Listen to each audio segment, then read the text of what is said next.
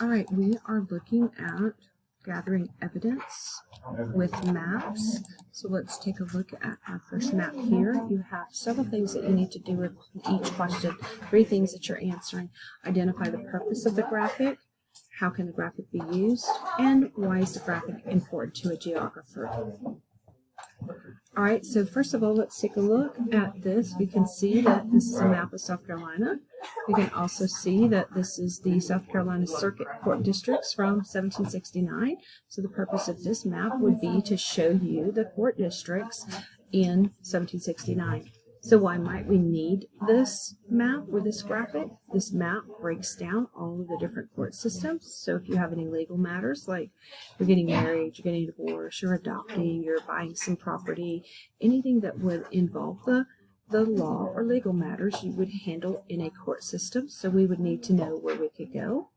Now, a geographer might be interested in this because of land rights, knowing who owns what. And when we talk about land rights, we talk about what's above the land and what's below the land. So anytime a geographer might be interested in something they found, they're going to look at land rights and might have to handle that with a court system of some sort. So these are the different ways in which we would use this map.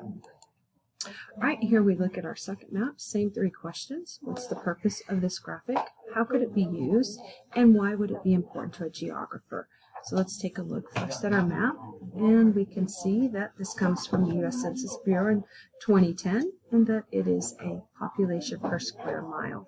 So you can see the redder the color, the more the population is. So the purpose of this map would be to show us the population per square mile in South Carolina. So how could we use this? So we might use this map to help us determine where we want to live.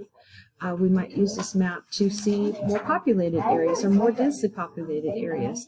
And so we can look at this map and begin to see, this is in the center of our state. This must be the Columbia area. And you can see some really red areas there where the population is high.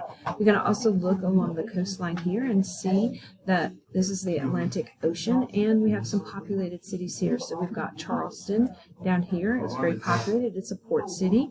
This most likely is Myrtle Beach, and this most likely is the Hilton Head area.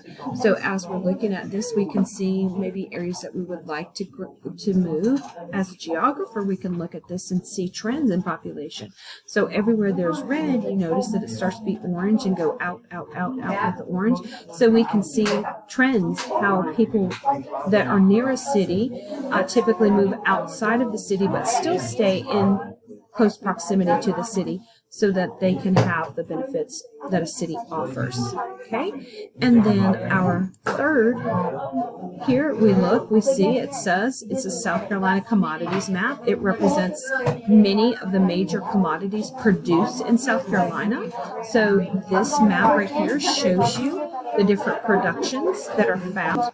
So as you can see in this graphic, the purpose would be to tell us about the things that are produced here in South Carolina.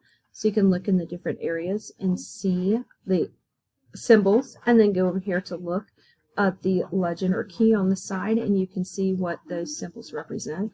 And it does label the different counties, so you can see what's being produced in that county. So how might you use this graphic?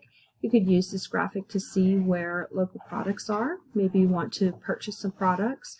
Maybe you're interested in being a farmer, and you can look for areas that would be beneficial for those areas where those products might grow.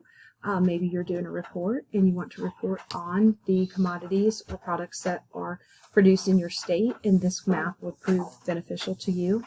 Why might a geographer be interested in this document? As a geographer, we are looking how people use their land. This helps determine somewhat of our culture. So if you look up in this area up here, you can see in this small area, there's quite a few chickens. So this can tell you a little bit about this area, and that this area is reliant upon the chicken industry. Probably a lot of people work in that industry.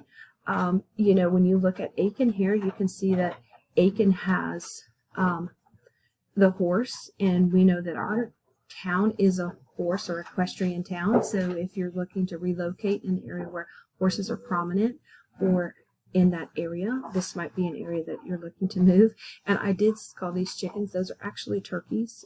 So that turkey industry is big. Maybe you're a hunter. This is an area you're going to go to hunt. But also you can see that these people are probably, during the holiday times, this will be a very busy area because of Thanksgiving and Christmas are often times of turkeys. You can also see the beef that's coming from this. This tells you a little bit about the land as well as the culture of the people and what they're doing to make a living. And then, of course, you can see things along the coast to see how those things compare possibly to another state. As a geographer, we're always doing comparisons and looking for patterns. Okay, so these are the things that you could use this map for. So again, for each of these, you should have told us the purpose of the graphic, use your title, and a basic overview to do that. How can you personally use this graphic? What does it tell you? What can you do with it? And then thinking like a geographer, what could you say about this graphic?